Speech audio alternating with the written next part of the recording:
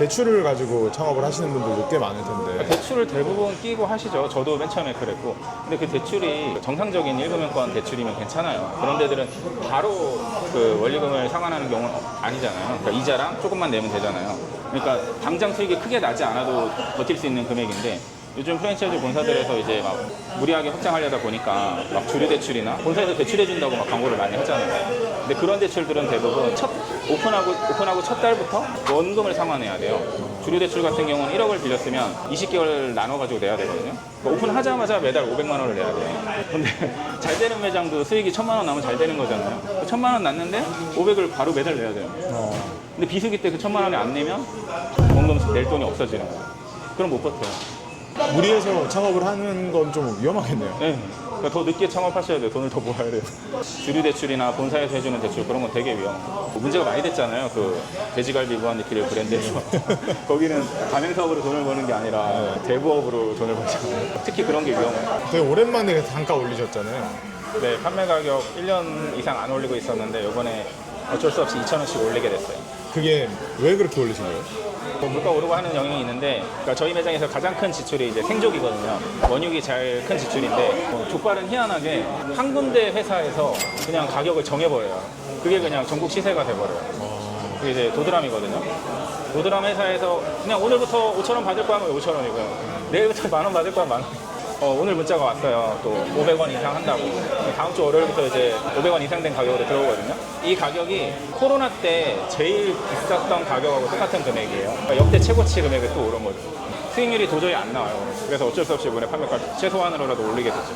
또 가격이 낮아질 때도 있나요? 계절에 따라서 족발뿐만 아니라 삼겹살도 마찬가지고 겨울에 가격이 가장 싸고 여름에 가장 비싸요. 여름에는 수요가 많은데 공급이 돼지가 잘 안 크거든요.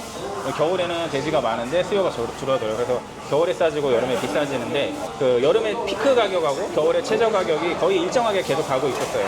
근데 최근에 이제 도드람이 이거를 그 간격은 비슷한데 올리고 있어요. 최고 금액도 올리고 최저 금액도 올리고. 원래는 겨울에 이만큼 떨어졌어야 되는데 안 떨어져요.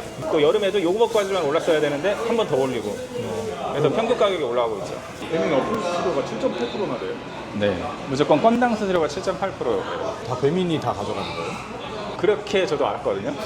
근데 최근에 알았는데 그게 아니더라고요. 배달하는 매장이 오픈을 하면 배민에서 계약하는 게 아니에요. 중간에 뭐 막말로 말하면 브로커가 있거든요. 매장을 계약을 했잖아요. 그러면 저희가 배민한테 이제 판매 금액의 7.8%를 평생 내잖아요. 그럼 이 브로커가 그 7.8% 중에서 4% 정도를 먹어요. 배민은 그 절반 정도 먹는 거예요. 그러니까 배민 입장에서는 수수료를 계속 올릴 수밖에 없는 거예요. 저희가 직접 배민 고객센터에 전화해서 가입할 수도 있어요. 근데 그렇게 하게 되면 배민이 다 먹겠죠? 근데 영업을 다니는 사람들이 있어요. 저희는 똑같은 거긴 한데 그 사람들이 먹는 금액이 있잖아요. 예를 들어서 배달로만 막 1, 2억씩 파는 매장들 있잖아요. 그런데 계약한 사람은 어마무시하게 먹는 거죠. 그 매장 하나 때문에 한 달에 3,400씩이 떨어지는 거죠. 그 영화 팔아다녀야 될 것 같은데 제가. 사람들이 있는 건 알았는데 그 수수료는 처음 들었거든요. 그렇게 생각하면 배민이 결국 돈이 별로 안 남겠는데요? 그러니까 배민이 여러 방면에 돈을 뜯어가려고 하는 거예요. 그러니까 배달기사들도 예전에 대행업체만 있을 때는 배달기사가 최저 단가가 3,000원이었거든요. 그게 요즘엔 올라가지고 3,500원, 3,800원 그래요. 아무리 가까운 데 배달해도 3,000원대는 받았었어요, 기사들이.